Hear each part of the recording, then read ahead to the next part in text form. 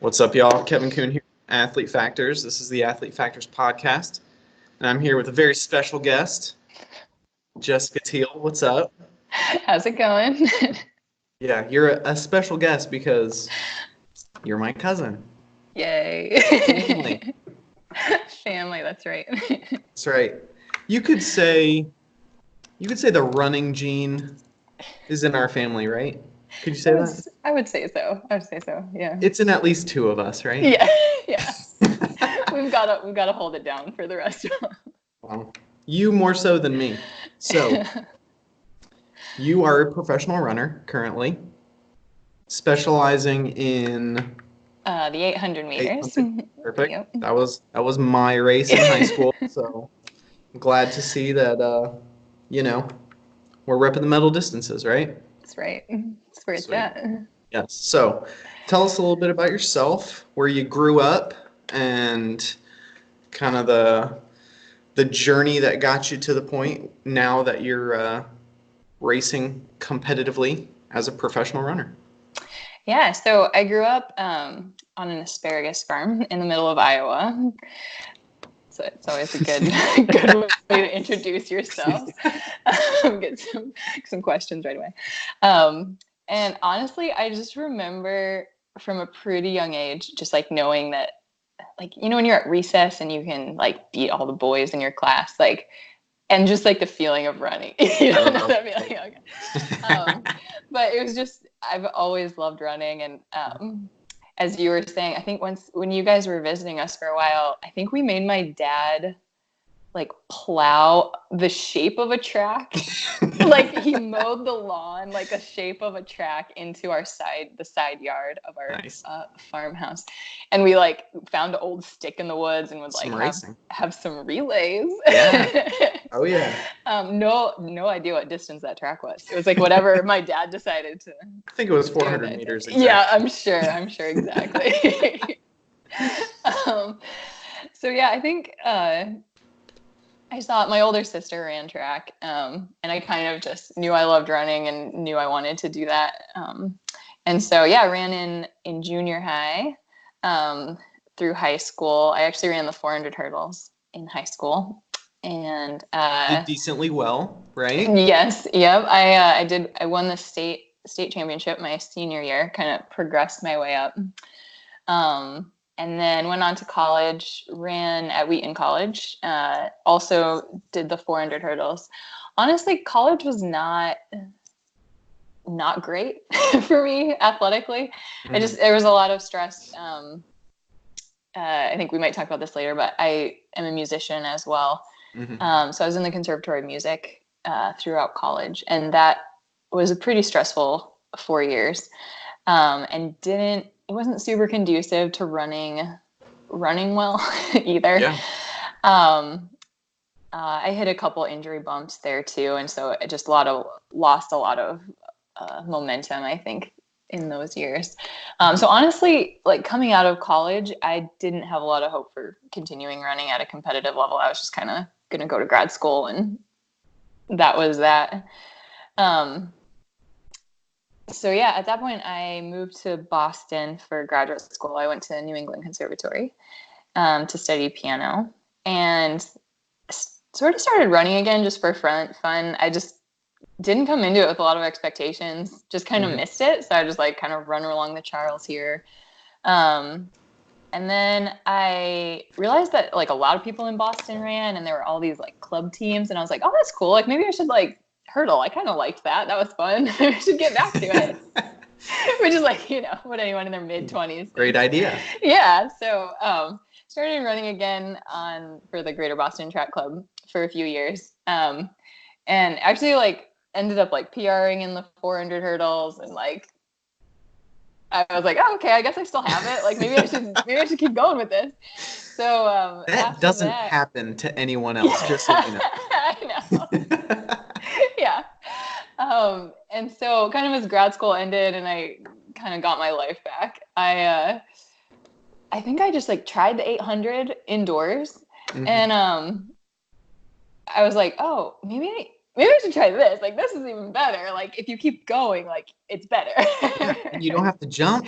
Exactly. And you like lose the hurdles. And so, but I kind of was running the 800 off of like 400-meter training, just like kind of like winter 400-meter training. So I had like a little more strength than I did outdoors maybe, but like I wasn't doing 800 workouts. And just based on that, I was like, okay, I think I should do this. So I ended up getting my PR down to like 208, I think. And then at that point, I started training with Tim Bro, he was an Olympian at the 5,000 meters at the Athens Olympics. And so I started training with him, and he started a professional club here in Boston, the Saucony Freedom Track Club. And so I was around kind of at the beginning as he started that, and it's grown into a really cool club. There's 6 of us now. And yeah, we're training in Boston. And as that happened, Saucony offered me a contract last year to run for them. So that was honestly super unexpected at this point in my life, but no complaints at all. Seriously, that's pretty awesome. Yeah. Yeah. Might as well go for it, right? Why turn that down? Exactly. Exactly. It'd be really nice, but I'm gonna pass. Right. Do they offer like sponsorships for piano playing, or is it just running? It was just running. Yeah, the piano Gotcha. didn't come into it as much, but Well, yeah. Maybe you can get like a nice Yamaha sponsorship deal after. Right. After, yeah. You know? I'm gonna just like work my way through. Nice. So that's pretty interesting. There's not too many people who I knew of, especially in college, who could spend the time running and also spend the time on an instrument, because so much of what they did playing an instrument was like as soon as you finished class until you went to bed, like you were working on your craft, right? So it kind of conflicts with any other extracurricular activities. So I don't know of anybody who played an instrument on the cross-country track team the entire time I was in college. I was definitely a weird one. I think for me, it was never, I couldn't imagine not running. I just like loved it so much. And so I think I just like figured out a way to do it, but that was what part of the stress came from actually in college. Was the conservatory was like not super happy with the fact that I was an athlete. And so there was like some drama that I kind of worked through. And honestly, they just didn't know how to deal with me, because they were like, wait, you have to go to practice? Like, what do you mean? Like, you're going to be gone for a meet? And I was like, this is normal. Every other like academic path you could have taken, this is totally normal. Trust me. Yeah. And they just like really didn't know what to do with me. And so I definitely sort of paved a way. I don't know if anyone else will benefit from that. I hope so. But yeah. Blazed a trail. Yes, definitely blazed a trail. Someone may or may not follow. Exactly. It's not your problem. Yeah, exactly. It's blazed though. So. Exactly. You did your job. Exactly. I think I came up in some faculty meetings, things like this. Nice. Real problem child. Exactly. That's so funny. Yeah, real jocks versus nerds stuff. Right. Band geeks versus the jocks. Why can't I be both? Reminds me of High School Musical. Yeah. I hid it from people on the track team. I didn't tell them what my major was, because like I knew they would just make fun of it. And like one time I remember we were like, I don't know what we were even doing. We were like out on the track doing a workout, and like someone was making fun of their roommate because they were in the orchestra, and they were like, the Dorchestra, like they have a concert this week. And I was like, oh no. And they were like, Jess, what is your major? I was like, I don't know. Undecided. I change it all the time. It's I don't know. It's really complicated and not music related at all. Yeah, definitely not music related.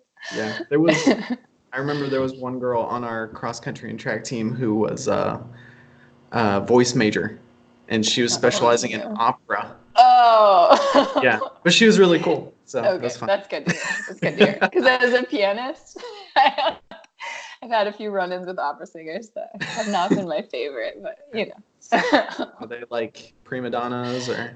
A little bit, yeah. Yeah. I bet.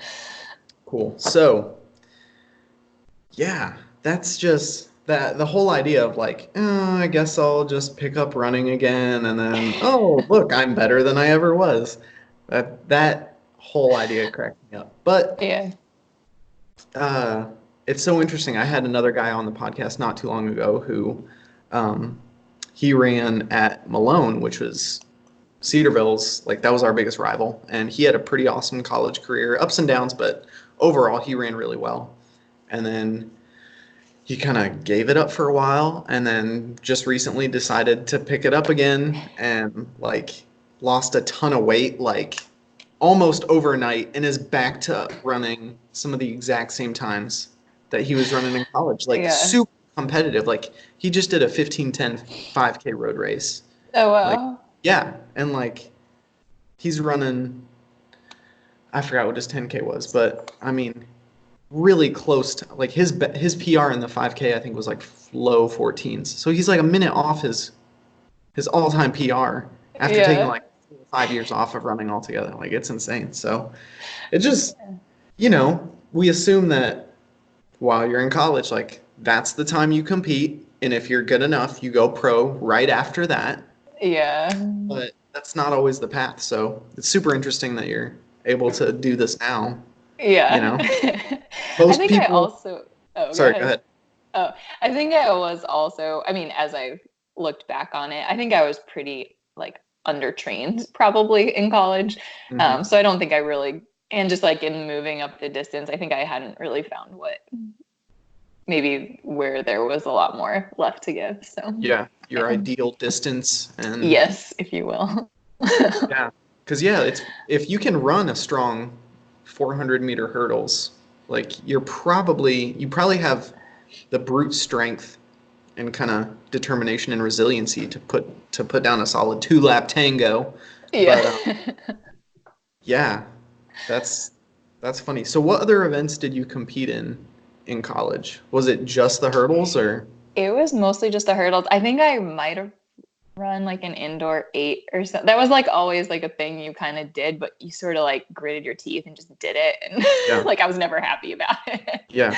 Like, early on, like, hey, you have to do this so that you can run a fast outdoor whatever. Yeah. I think once, this was funny. Well, actually there's 2 funny things. So I think once I ran like the 60-meter hurdles, which like I should just never have done. Like I hadn't even I like got up to speed by the time I crossed the line. I think I'm not even sure. You're still accelerating. My coach came over. He's like, "We're never doing that again." I was like, "Thank you." Like, yeah, I could have told you that beforehand. Yeah. But thanks. And then the other one, I think it was some like funny meet again indoors, but they had the 200-meter hurdles around a flat track. That sounds which was terrifying. But I did it, and I think I broke our school record, which is great because like no one's ever going to do that again. So dumb. So I think I've got that one for life, maybe. Those are the best records, the ones that can't be broken. Yeah. Exactly. Yeah, there were a couple races where I think my sophomore year, they threw me into the 400 hurdles just because they were like, eh. Like I even did it at our conference meet, and I think I scored a point. Oh yeah. Same year, I was All-American in the steeplechase. So they were just like, hey, those Kevin. Two definitely go together. Exactly. Like 2 miles over hurdles and some water, 1 lap with some hurdles. Like no water. Exactly. I don't think I hurdled. Like I was going too fast to hurdle because I never practiced that. So I'm just jumping, like leaping over these hurdles, bounding over, but it was not solid technique, but enough to get a point. So that's all you needed. My best, my best day ever for a track meet. Okay. I did, I basically had 4 PRs. Okay. Yeah. One was because I had never done the hurdles before, the 400 hurdles, and my coach was just like, "Yeah, sure, let's throw you in, let's give it a try." So, but I PR'd. I had a season PR in the 800 in the 4x8, and then I PR'd in the 1500, and then I did the 400 hurdles, and then I hit a season PR in the 4x4. Nice. It was the best day, and it was like our second meet of the year, so it's like, oh, this is the perfect time to throw all these really good times. Right. But and the weather was awful. It was cold. It was our home meet, and it was always cold at our home meet. Yeah. We'd go to Emory in Atlanta for our first outdoor meet, and it was always like 70 degrees and like amazing. And then our second home meet, or our second meet was our home meet back at Cedarville, and it was like 30 degrees, rain, sometimes snow, sometimes sleet, hail, and there were times where uh, they would have to break a layer of ice on the steeplechase pit so Yes. that they so So you could jump into thankfully, it. yeah, exactly. Nice. Thankfully, I didn't ever have to run the steeple at our home meet, which was great because I didn't want to have to deal with that kind of oh, so bad. So anyway, enough about me. Podcast is about you. So tell us, what are some things that you like and some things that you dislike about being a professional athlete? So honestly, I love it. As I said before, it's like if you'd have told me 10 years ago, this is what I'd be doing at age 35 now, I probably would have laughed in your face. So,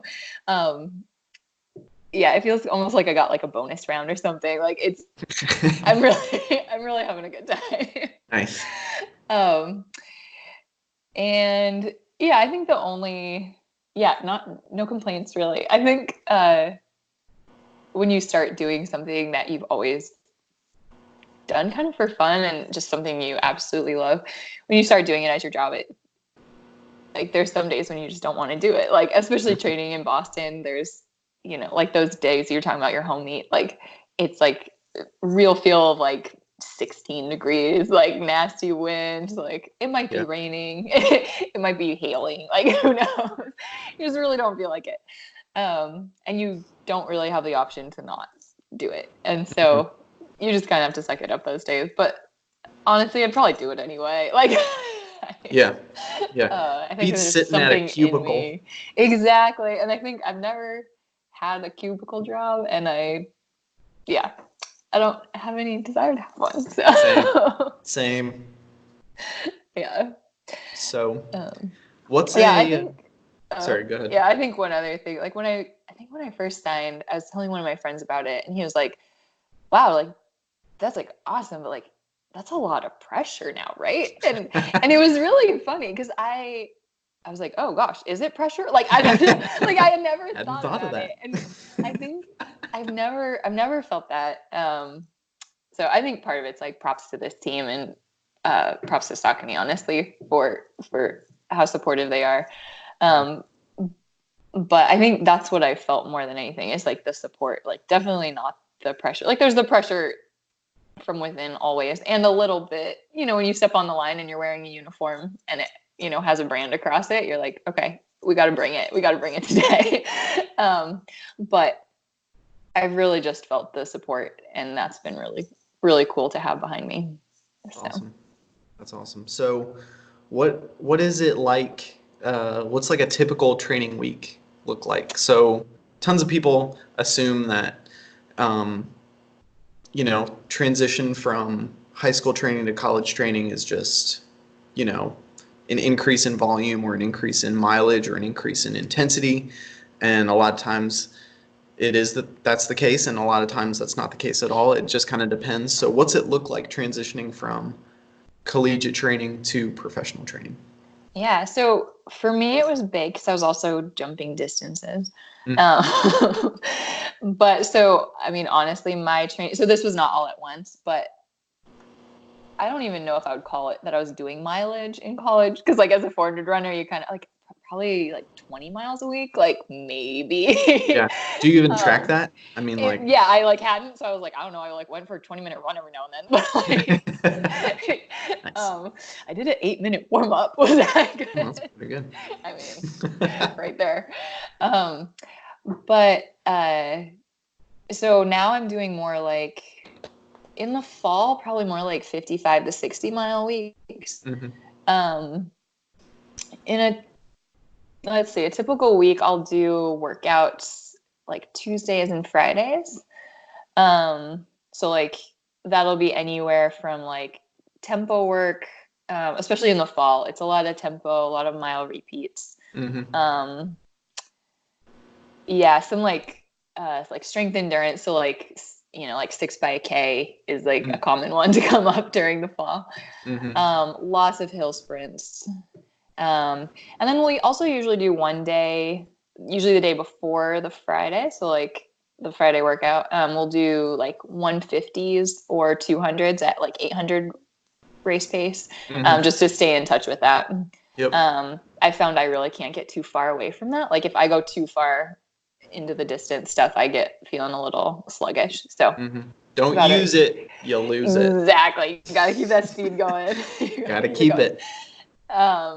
And then I'll do like a mid long run on Wednesdays. So for me, that's like 8 miles, and then 10 to 12 on Saturdays. Wow. I take a day off every week. The sprinter in me just like needs it, needs a minute. Yeah. And then on top of that, I'll do strength training 2 days a week, and then core a couple other days too. So there's usually like something after practice that I'll do in the weight room. Gotcha. Like That's four days a week or so. Nice. So, Nice. So yeah. because it is a little different than what you were doing in college, would you say that would you say it's higher intensity? Would you say it's much more difficult, or is it pretty comparable when it comes to the amount of effort that you're putting in?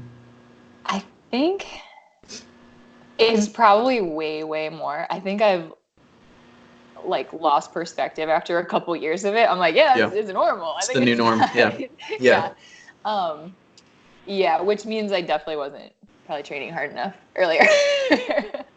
But yeah, I think Beats I've just being gotten burnt used out to and it. injured. Exactly. So I'm very grateful for that, actually. Glad to find this now. Mm-hmm. Hindsight is 20/20. Yes, exactly. So, and that being said, like there was one season at the end of my first season, kind of under this new program, I did hit a point where I had gone too far the other way. That's when we kind of found out, like, I can't just hammer for a really long time and then expect the 800 speed to be there. Mm-hmm. So we've definitely adjusted every single year, learned from the last year and kind of made changes. But so there's been a couple low points that I've hit. Thankfully, never an injury, just like overtraining where you just like can't anymore. Yeah, just feeling like, can't get out of stale. bed. And then, Yeah. yeah. Yeah. Why am I doing this? I don't want to do this. Right. Yeah. I hear you. So, let's dig into that whole concept a little bit more. So, there's some research that came out not too long ago showing that people who succeed in life, like they don't get there unless they've traversed through some sort of serious failure. Right? So, what would you consider some failures or hardships or pitfalls, whatever the case may be, that allowed you to overcome and then be successful now? Yeah, I think so let's see. Can't say growing asparagus is a hardship. So I think I would go back to maybe like 5 or 6 years ago when I was running for the club team. I was also working a full-time job, teaching. And so I was doing all of my training like in the evenings. So you do like go to a full day of work and then go try to run a workout. Mm-hmm. That's tough. And I don't know, it wasn't a failure by any means, but it was like really hard. Like mentally, Yeah. I think I just like decided I was going to do it. Mm-hmm. And I sometimes look back and like, I can't believe that I think maybe because I feel like I have it so good now where I get to wake up and like go straight to practice. And that's incredible. You're like ready to go first thing in the morning. But looking back, I'm like kind of in awe that I kept just doing it.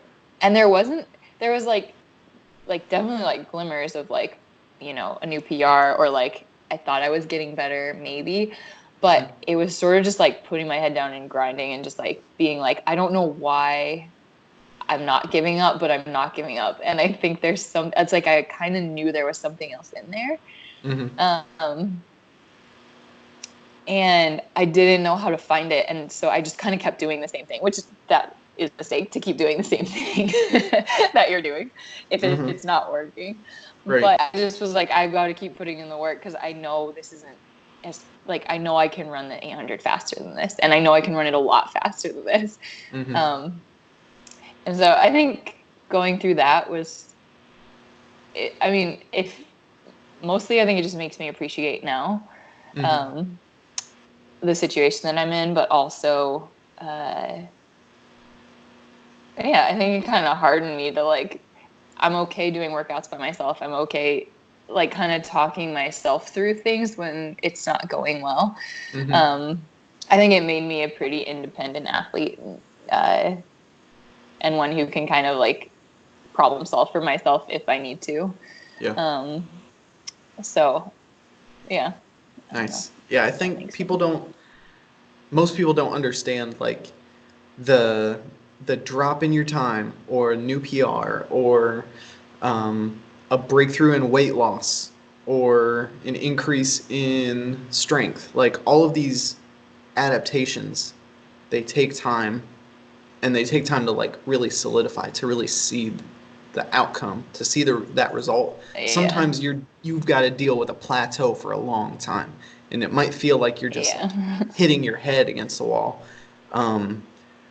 But if you stay the course, if you do the things you need to do, if you put in the effort, and then, you know, get some appropriate rest and recovery and eat decently well and don't, do things that sabotage your progress and manage stress. Like the body can't stay still when it comes to like it'll either adapt positively or it will regress and adapt negatively, but it can't just keep you where you're at. So if you put in that work, the outcome will eventually manifest, right? Like you'll eventually see the change. And that can be really tough when you're in a position where like you've got to train by yourself. And like, so when I was working in corporate fitness, like at a club gym, if I didn't plan time in the day to train, to do a workout, and I just decided like, oh, I'll wait till I get off work. If I did that, then I'd finish work and I'd be like, I'm tired. I've been on my feet all day. You know what? It would probably be better if I just went home and went to sleep. Like, it's so easy to do that. So it's really tough. Like, waiting till the end of the day when it's your job, like, it can be really tough. It's not just as simple as, oh, okay, I'm gonna go do my other thing now. Like, right. So that says a lot about you, that you were like, no, I'm going to do it. I have to do it. And if I'm doing it by myself, then I'm doing it by myself, but I'm going to do it anyway. So do you get to train with other people more now, or is it still kind of Yeah. I do, and this is huge. um, yeah, so when I first joined the team that I'm on now, I wasn't by myself. It was mostly distance runners, like 10K marathon.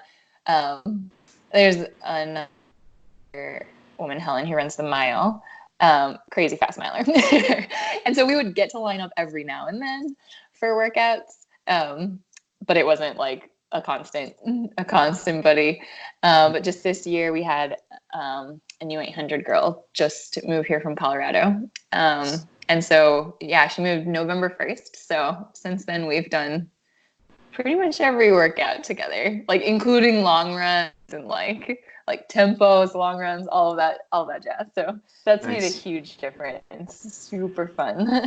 For sure. Yeah, you get that. And kind of luxurious, actually. Yeah. After for sure. like the solo grind. Yeah, that's nice. That's like, it's, you can, not that you can mentally check out, but you're a little more mentally fresh because you don't have to deal with the grind every single time. Yeah. Yeah. Like, and we always joke that like if we have like, 6 by a K, we're like, it's really 3 by a K, because like you'll take half of them, I'll take half of them. Mentally, it cuts everything in half. Yeah. And then we're like, yeah, really just like one of us needs to have a good day. Like, because then you can kind of drag the other person along. Just like grab on to your... It's fine. Just coast. Yeah. Coast behind you. Exactly. Yeah. Yeah. Hilarious. Drafting. So, yes, exactly. It's real. That's hilarious. Well, yeah, that's pretty cool though. I progressed the most when I was training with other people. Like in high school, like there was nobody really for me to train with. Like when it came to the 800, like as if I wanted to get better, I was gonna have to go out and do stuff on my own. So nice in college to have people to train with. And when I really progressed, it was when I was training with people who were faster than me. So that's super beneficial to have somebody else who's like right in the mix with you, who can pull you along if you're having a bad day. Exactly. Like, okay, just tuck in behind me and just hang on. Because next week when I need it, you're gonna have to swap out and do this for me. So that's always cool. Alrighty. So tell us, so how long have you been competing, quote unquote, professionally? Not just how long have you been with Saucony? Oh, let's see. I mean, really since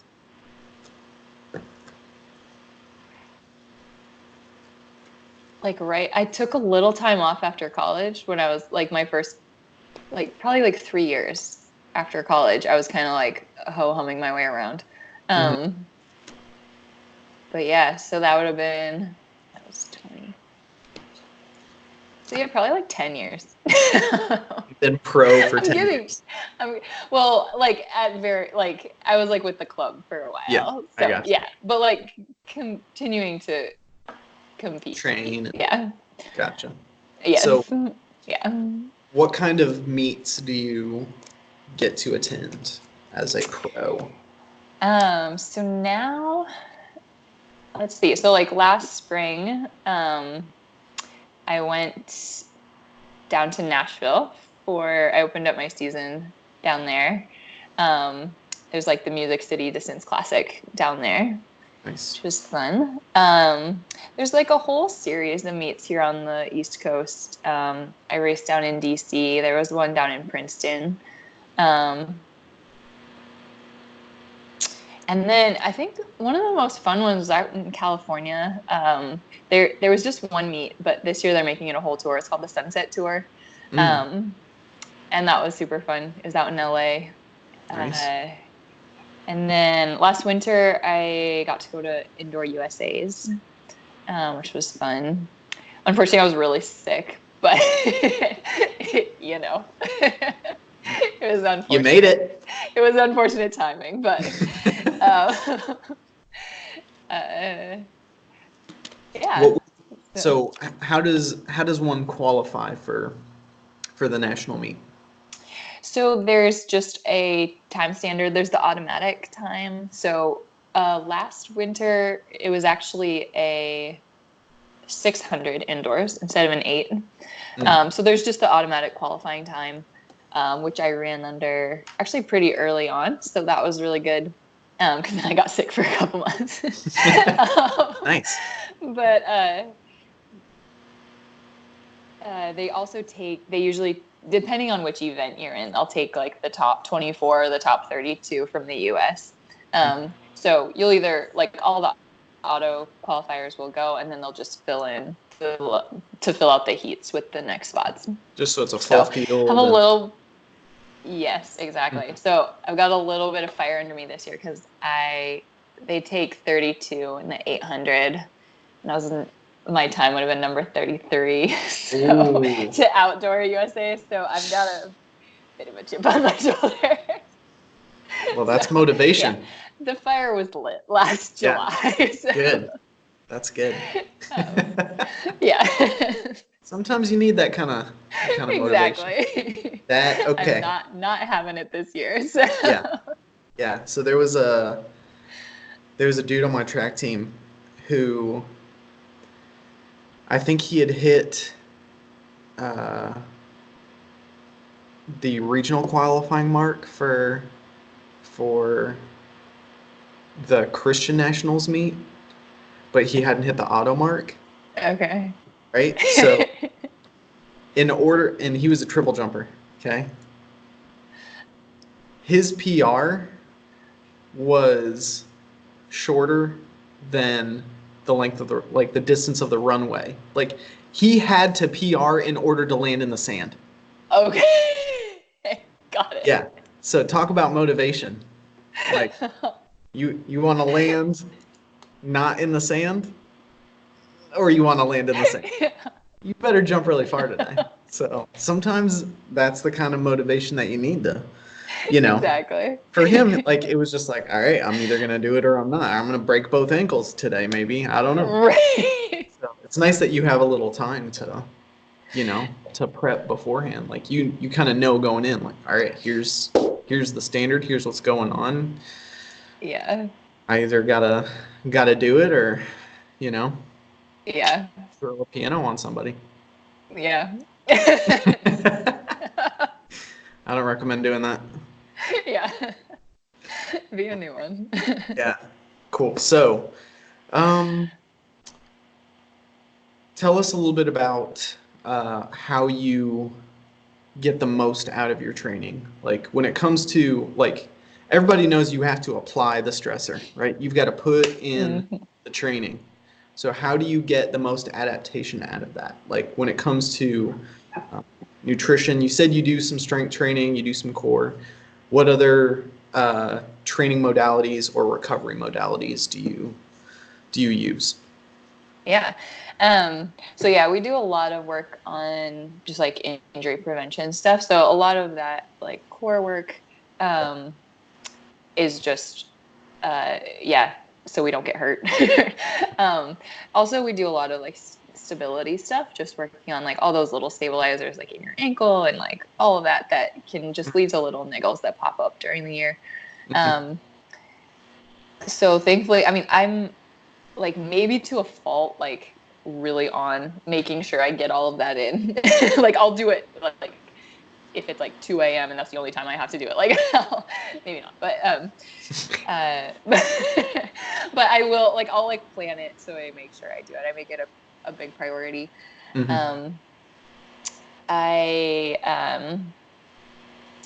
Let's see, I do sleep a lot. I sleep like 9 hours every night, and then that's good. Honestly take a nap. Like, I could probably count on hand like the times I haven't taken a nap since like September. Yeah. So just in the middle of the I'll like come home, eat lunch, and then just like pass out. Sometimes it's just like 15 minutes. Sometimes it's an hour and a half. It depends on what went down that day. Um, Yeah. but I do prioritize that a lot. Yeah. Yeah, and then with nutrition, I I just find that just making sure I'm eating enough is the key. I mean, Mhm. it's like easy, I'm hungry all the time, but yeah, I'll like eat like a small breakfast before training. Like I found like oatmeal sits in my stomach really well, so that's great. I always Mhm. try to eat a snack like immediately after. Mhm. Um, and then honestly, like just snacking has helped a lot. Like throughout the afternoon, just like making sure I'm like constantly refueling. Yep. And then yeah, Tim, my husband, and I, we usually like plan our meals for the week Mhm. on like Saturday or whatever. And so we'll make sure to plan meals that kind of like check all the boxes for getting what you need. I'm not like crazy about it. Mhm. Just like, am I eating enough? Getting Yeah. enough protein? Am I like eating plenty of vegetables? Like I'm a huge believer in just like I think you can get everything you need from the food you eat. Mhm. Um, and so, just trying to make sure check all those boxes. But other than that, honestly, I just like eat all the time, Yeah. like Well, all day, that's every day. when you're training that intensely, when you're putting in a ton of mileage, like you said, how much mileage you say you're doing in the fall? Like 50 Like, to 50 to 60? yeah, Yeah, that's about how much mileage I could handle in college, and I was always hungry. yes, Like you get full, and then 5 minutes later you're hungry again. Like, yeah. I know. I'm always fascinated. Like, I always, it's nice like being around other athletes because like no one thinks you're weird. But like when I'm just like hanging out with some of my other friends, they're like, "Jess, are you okay?" Because I'm just like scarfing down everything inside. I'm Like, hungry. Leave me we just alone. ate dinner. Yeah, exactly. Lay off me, I'm starving. What did you do this morning?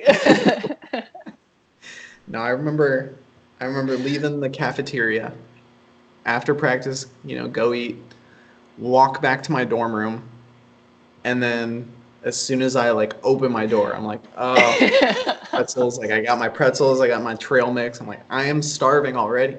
I just stuffed my face. I know. But like your body, you're emptying the gas tank every Yeah. day. Like so Yo. you're like trying to refill it as much as you can at meals. And then with all those snacks, you're just like, all right, top it off, top it off. Yeah. Like you replenish glycogen stores better that way anyway than trying to like do it all in one meal. Like if Yeah. you can get as much as you can in the meal and then continue to top off the tank, like that's the best way to do it. That's the least amount of stress on your body when it comes to, you know, refueling, and then it's just more efficient that way. So I think that's good. Do you track your food intake? Do you weigh yourself? How do you make sure you're eating enough? Um, honestly, I just eat when I'm hungry, which is like a lot. But Yeah. um, yeah, I don't really track what I eat. I think unless I hit like a something like with my training gets really goofy and I'm like, okay, am I getting enough iron? Am I getting it? Like, is something up with that? Like, that's the first place I'll go usually. Uh-huh. Um, but I really don't It's just yeah, kind of track like you're everything. Yeah. keeping track enough of your training that you can see if something's off, then Yeah. okay, make adjustments. Gotcha. Yeah. I think Gotcha. also I found my body will like naturally crave stuff if I'm missing it, which is kind of weird. But like, Yeah. yeah, I kind of know what to if I'm like feeling extra tired. Um, I sort of know like, okay, like eat a steak. Yeah. It's fine. Yeah. Get that iron. Get that protein for sure. Gotcha. Yeah. Um do you try to like do you eat specific things before you train, before you race? Like, is it all the same, or is it kind of just like, yeah, whatever, you're pretty flexible about it? Um, I tend to eat the same stuff just because uh I feel like once you find something that works, it's better not to mess with it. Like I always eat before I train. I always eat oatmeal with peanut butter. And then depending on the tricky thing is like evening races, I think they're fun because I think there's more excitement, like being under the lights and like all of that. The energy is cool, but I hate waiting around all day, first of all. And second of all, like trying to figure out like how often to eat. Like you want enough, but then you don't want to feel like full and like all this stuff.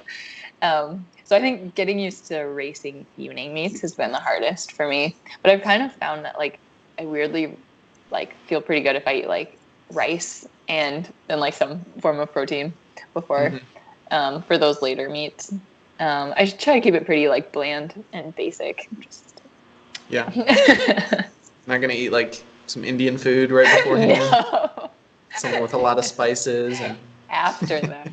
After. There you go. There you go. Reward yourself with some flavor. Always. Finally.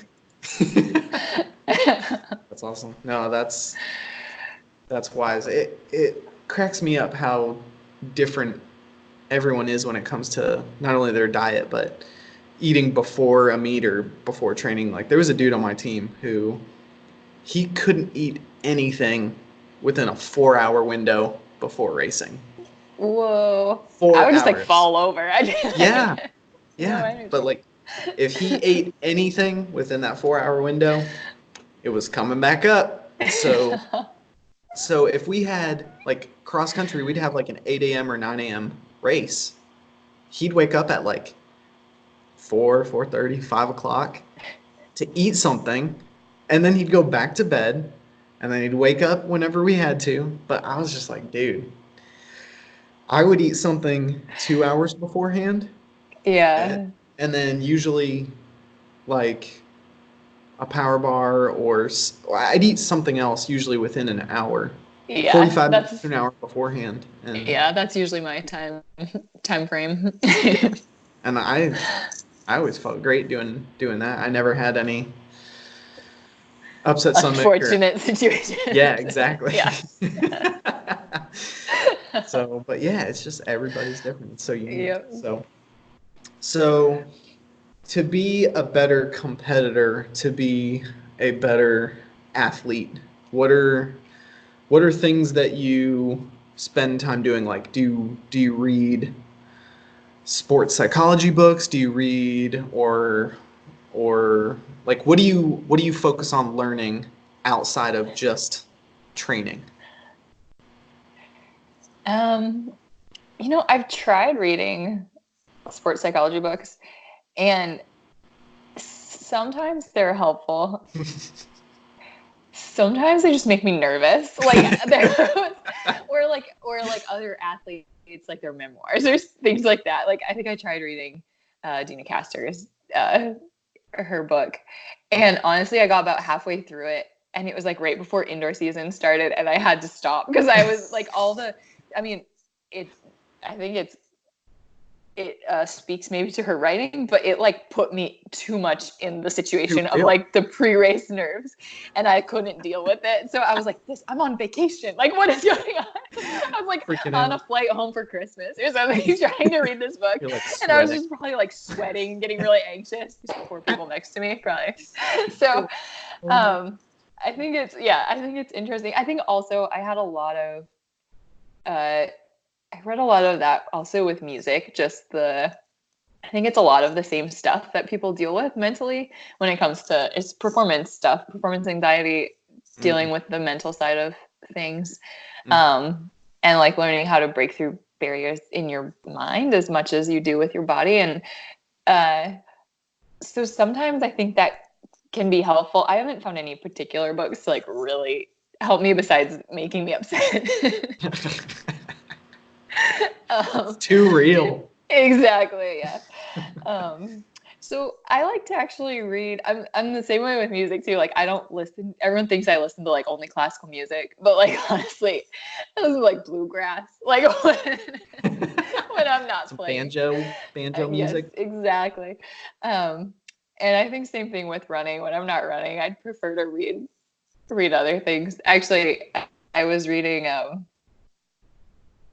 A Walk in the Woods by Bill Bryson, which is just like hysterical. Like it's just like his like recollections of walking the Appalachian Trail and like all the weird people he comes into contact with, which like there's some crazies out there. And I find that way more relaxing and interesting. It's just something I'm not doing the rest of the time. So I like to, keep it a little lighter in that. Yeah, sometimes that's good to like not be so immersed in your sport or in, you know, that mindset all the time. Sometimes it's way healthier to like find other things. Yeah. Things that don't elevate your blood pressure and pulse. Exactly. I was like, I did that this morning, so let's time to recover. Exactly. Sympathetic nervous system's like, what do you want me to do here? Yeah. I'm not moving, but that's crazy. So awesome. Well, this has been really, really cool. I'm so glad we got to do this. Yeah. Tell us a little bit about your upcoming season, either indoor or outdoor. Whoops-a-daisies. Okay, I'm back. Are you okay? I'm fine. The phone fell, you didn't. Yes, I'm all good.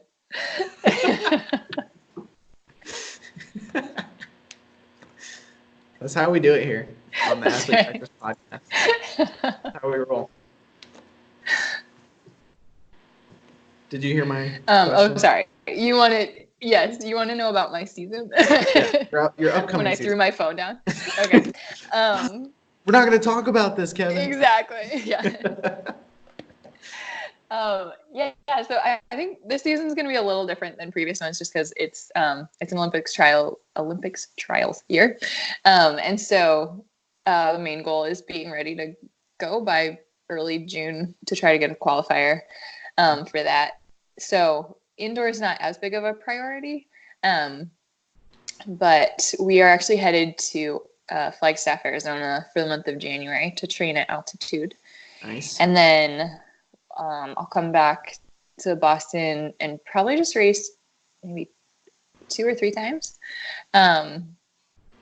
Hopefully get the qualify for Indoor USAs. If not, that's not a huge, like it's not the main goal this year. So would love to get that along the way, but if not, it's more important things. Yes, exactly. So that's that. And then we'll really ramp up. Usually it's like almost, it feels very much like 2 separate seasons, indoors and out. Mm-hmm. But I think we'll sort of just continue on, take a little downtime and then ramp up to be racing pretty hard by May and June. So sweet. So what are some meets that we can follow you, that we can watch you compete? Honestly, outdoor season is still way up in the air. Haven't planned that out yet. Mm-hmm. I'll be probably just racing a couple meets here in Boston. If I don't have a return ticket from Flagstaff yet. Nice. So I will might just possibly move there. Exactly. I don't know if I'm coming back. I think I will. I think I'll want to breathe again, so I'll be back. Mm-hmm. But yeah, I think the 24th of January is like potentially my first race, and that's just a meet here at Boston University. And then I think 2 weeks later, there's another meet, the Valentine Invite. That'll be pretty fast as well. So those are the only 2 on the calendar right now, but it's usually pretty up in the air until the season really gets going. Mm-hmm. When you kind of see who's going to be at which races and if I'm going to travel at all or stay. I think I'll probably mostly just stay local for indoors. Mm-hmm. And then Indoor USAs are out in Albuquerque. So we'll see. Yeah. Possibly. That's some altitude up there. It's funny. Yeah. The episode that I just posted this morning was with a guy that I ran with in high school and college, and we did Junior Olympic cross country nationals in Albuquerque, and he was like way faster than me, but I smoked him at that race because he couldn't Yes. deal with it. Couldn't deal with that It's, lack of yeah, air. I raced, Indoor USA's was there, I think, 3 years ago. And I raced a 600, which I think I was like hoping it wouldn't affect me, but it really just starts to like hit you after about a minute. Hmm. So I didn't have to deal with it long, but I've never hit a wall the way I have after the 400-meter mark there. Yeah. Yeah. Like it just kind of feels like you get hit with a ton of bricks in your chest, and Hmm. like there's no getting back up from it. Yeah. Like you're You done. might as well start smoking. Like, Exactly. can't breathe. Might as well Yeah. Okay. go buy a pack of cigarettes. That's crazy. So that's awesome. Well, I will definitely be checking up on the results and watching when I can. So Yeah. um, it's good stuff. So how can anybody watching or listening follow you like on Instagram or Twitter or any other social media? Yeah. So I have Instagram, and it's uh, a little weird. It's Okay. Stuart the Adventure Piano, because my my piano's name is Stuart, Okay. and it like started as kind of a joke account a few years ago, and then it kind of caught on, and my friends were like, "That's hilarious! Now that you have to stay with it." Mm, So now it's become my main account. So yeah, gotcha. that's how you can find me. Nice. Awesome. Sweet. So that's that's it. Stuart There the you go. Adventure Piano. It's a good name. It's a good name for a It piano. is. Yeah. Yeah. Yeah. What type of adventures does Stuart participate in? Oh gosh, Stuart's crazy. So Stu was in a, Oh, Stu. oh Good old Stu. Stu. So he's actually super old, Knabi grand. So it's like an old German piano, and he was in a church for a long time, and then one of my colleagues from grad school kind of inherited him from this church, and then they were going to get a new piano, so I kind of adopted Stu. But I've had a big problem with landlords in Boston being okay with me having a grand piano in an apartment, because like Boston apartments are really tiny, and like mostly it's staircases, like it's old staircases, old buildings that don't have elevators, so you like can't really get a grand piano in them. But I had like checked with my landlord and been like, can I get this piano? And it was gonna have to like come in through the fire escape, like with a crane. And he was cool with it, but like his wife wasn't. And Ah, he ended up like living in like the basement. I like called around all these churches being like, can you hold this piano for me until I can move? So then I like moved so I could have him. And then this last time we just moved in September to a new apartment, and we like ran into a snafu with a landlord again. And so currently Stu's actually at my coach's house in there. so Like I don't adventurous. even it's crazy. It's mostly just like at some point I'm gonna live in a place and he's gonna have a great little studio and it's gonna be awesome. But until then, he's lived a lot of places where I have not lived, Yeah. unfortunately. Well, that's exciting. So That's too I fun. don't know. Cool. So I like to close out all my podcasts, giving my guests the opportunity to share any bits of wisdom that they may like to pass along. So is there anything you'd like to share with anyone watching or listening?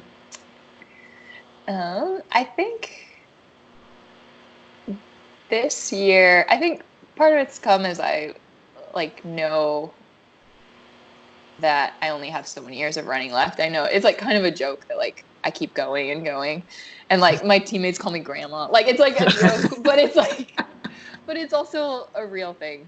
At some point, I know I'm not gonna quite have the speed that I have right now. Um, and so I think I just love this quote. I'm not sure. I think it was actually like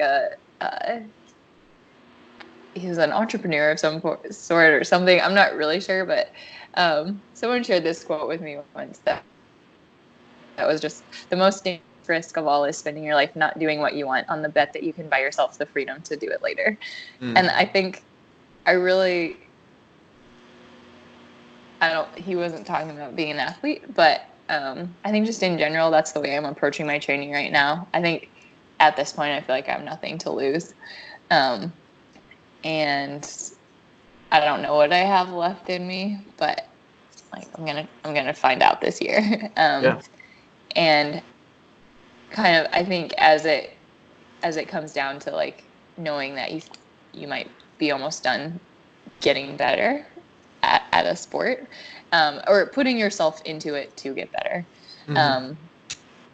I think just like the weight of that this year is not something I'm like scared of, but I think it's something I definitely think about frequently. And when I'm like grinding through workouts and stuff, it's there. Yep. In the back of your mind or the front of your That's mind. Right. Yeah, it's there. That's cool. Awesome. Well, thank you so much, Jess. It's been good to catch up with you, and yes, same. hopefully I'll run into you at some point at some family gathering, and I hope so. Yeah. I hope so. If you need a workout partner, look somewhere else. Perfect. Yeah. No, I'm not doing it. You can get Trent to run with you. You can get my nephew, maybe. So awesome. Alrighty, y'all. Well, thank you so much for watching and listening, and stay tuned to the next episode. Adios.